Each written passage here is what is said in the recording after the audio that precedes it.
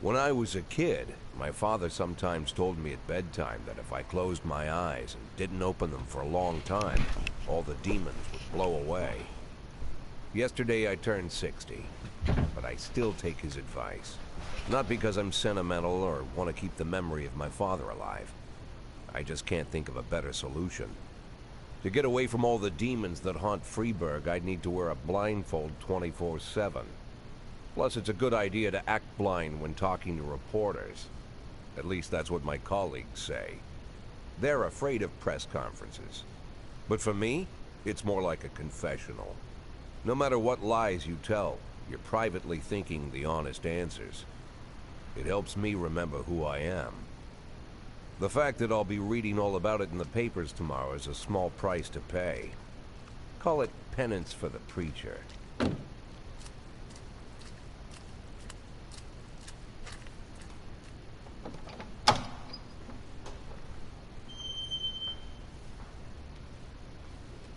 This is the first time I'm afraid of those answers my mind has given me. Not because I'm mad I'm losing my job. Though it's true, I'm mad as hell. Not because I subconsciously blame everyone else. Though I damn sure do blame them. And don't even ask me what my next move is. I can't imagine. But even that doesn't scare me. The worst thing is, I know I'm gonna have to do something. I'll be damned if I know how far I'll go. I may have a lot of vices, but predictability isn't one of them.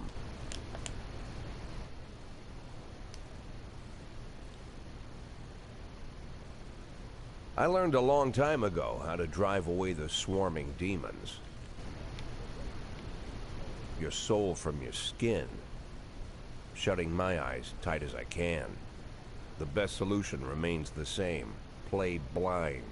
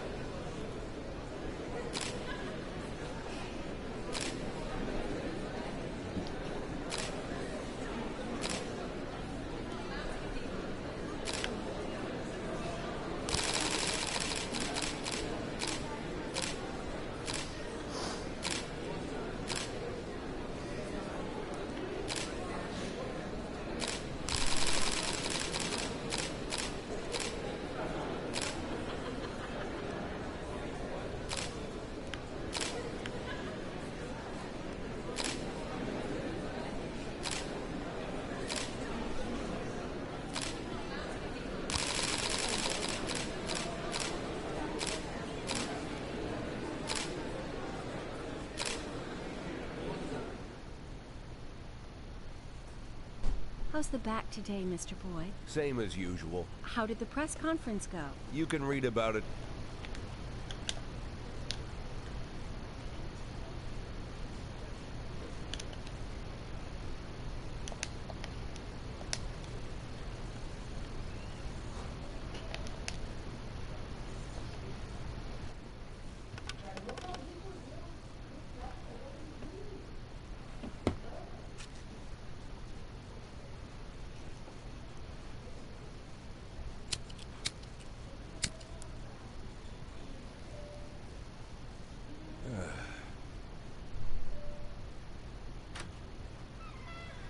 As soon as I heard the door creak, I knew what face I'd see. When I tell Emma not to let anyone in, there's only one man it could be. Rude, arrogant, no warning. That's Mayor Rogers in a nutshell. White summer shoes, White socks, white shorts, white polo shirt, and the white smile of a hungry shark. Mayor Rogers enters every room like he owns the place. Even the floorboards under his feet sound like they're creaking an apology. He never shied away from the odd corruption scheme. It's like the devil walks behind him. In the movies, the villains controlling the city play golf with the judges. Rogers plays tennis with them instead. That's about the only difference. Jack, I was hoping to catch you after the press conference. You ran away so quick. There's no smoking at City Hall. No reason for me to hang around. Well, this morning I signed a ban on smoking in all public buildings. Soon you won't be able to smoke here either. Soon enough, I won't be here at all. That's what I wanted to talk to you about. The people of this city like you, Jack. The police chief of all people. Don't betray that, Jack. Don't get wrapped up in any schemes. Sit nice and quiet for the next 180 days, and you'll be remembered as a hero. That's the only thing that you still have left. Be the hero. Then how am I supposed to scrape together a retirement fund? You had a million chances to secure a luxury pension, one that even I would have envied, although I've never set aside any money for myself. I'm not planning to retire anytime soon.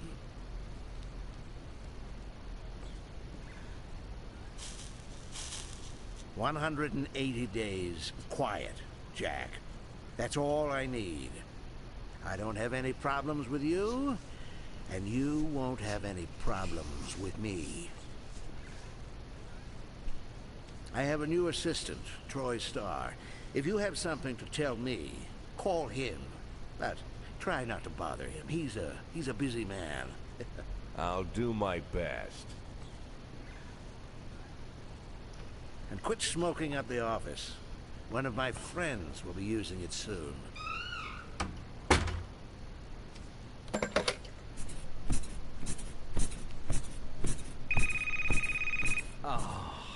I'm sorry, babe. Only the mayor has this number. Mr. Mayor? Yeah, is this Troy Starr? Yes? Go fuck yourself, Troy Starr.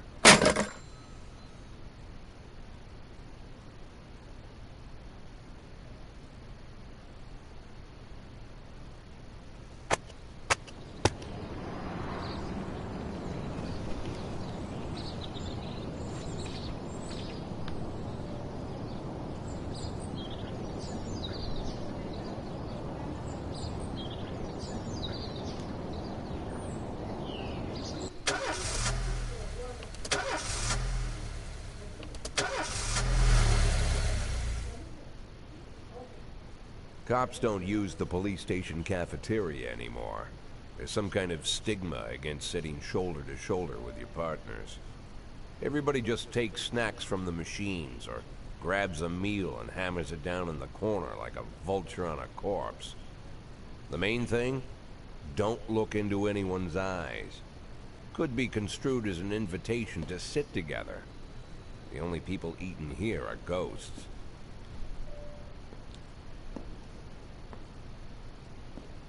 My deputy, Francis Kendrick. He recently became one of those ghosts. The subject of one of the most devastating corruption scandals in the history of Freeburg. No evidence to support the accusations, but everyone knows Kendrick's days are numbered. I need that file I asked for. Needs to be ready tonight. Francis didn't say anything, but I understood. Ghosts aren't supposed to talk. Besides, I got a feeling he was already finished.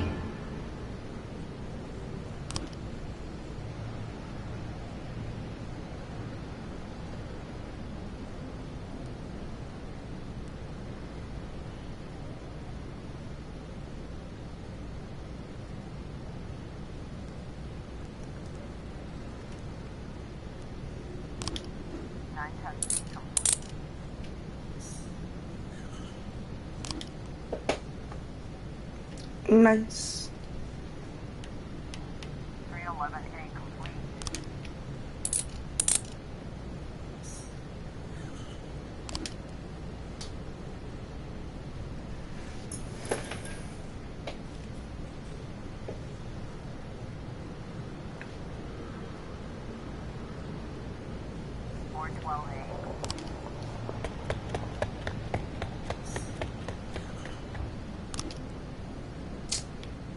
Come on.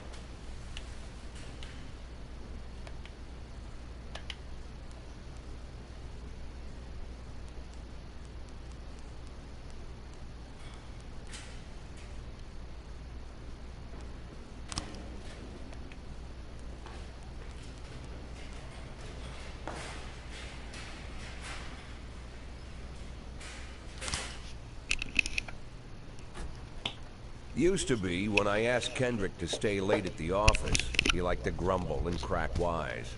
Nowadays, he doesn't have the strength for it. Slumped shoulders, blank stare, wrinkled skin. The past few weeks, I don't hardly recognize my old friend. In his younger years, he reminded me of a gallant royal officer in an old Kipling story. Kendrick isn't just crumbling under the weight of the public pressure, but from the shame of it all. Internal Affairs raided the library he inherited from his grandfather, hoping they'd find buckets of cash stashed in the pages. Heard about the look on his face, the fearless policeman standing helpless in horror. I've known Francis for 30 years. The past 20 years, he's played loose with the law. And I know that at a certain point, every stolen dollar brings more misery than anything else. Probably sounds crazy, but I sympathize with the guy. What can I do? Your friends are your friends, and these are the waters we swim in.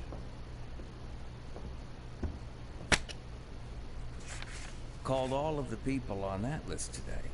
Now they know you're in business, so you could get a call from any of them. You don't need to worry about any of them. I've cleared them all. And what kind of business are we talking here? It's nothing too serious, just like you asked. Should be just a few small favors. Payments will vary depending on the situation and who you're dealing with. How much are you looking to earn? $500,000. $500,000? Why not a whole million? Because everybody wants to take $1 million. Figured I'd try something different. $500,000 in 180 days?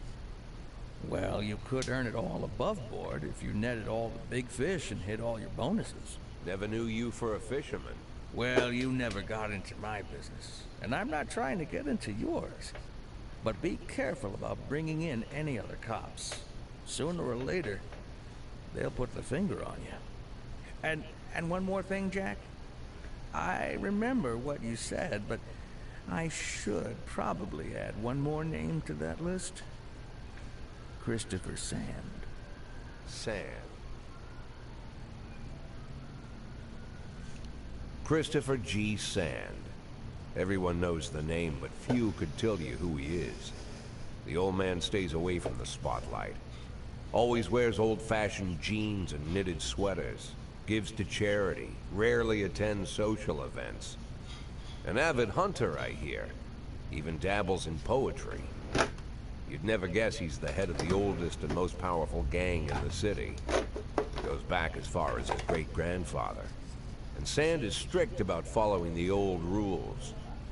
He rarely involves himself in commonplace murders and robberies. Hardly needs to intimidate anyone to get his point across. The people who work for him each have their sphere. They provide protection where needed, even work with the authorities when they want to make a deal. Meanwhile, Sand pulls the strings without getting his hands dirty. People sometimes mistake his quiet approach. A couple years ago, an arms dealer decided to expand its business without asking permission, and his whole family paid the price. In 4 weeks, Sand killed 31 people. Old men, women, even a few teenagers. And Sand's people made sure every paper reported it. Frank, I don't want to hear you say that name again. Jack, please, listen to me. I'm in with these guys. We agreed, Frank. That's not the kind of business I'm into. I don't go there. Never have, never will.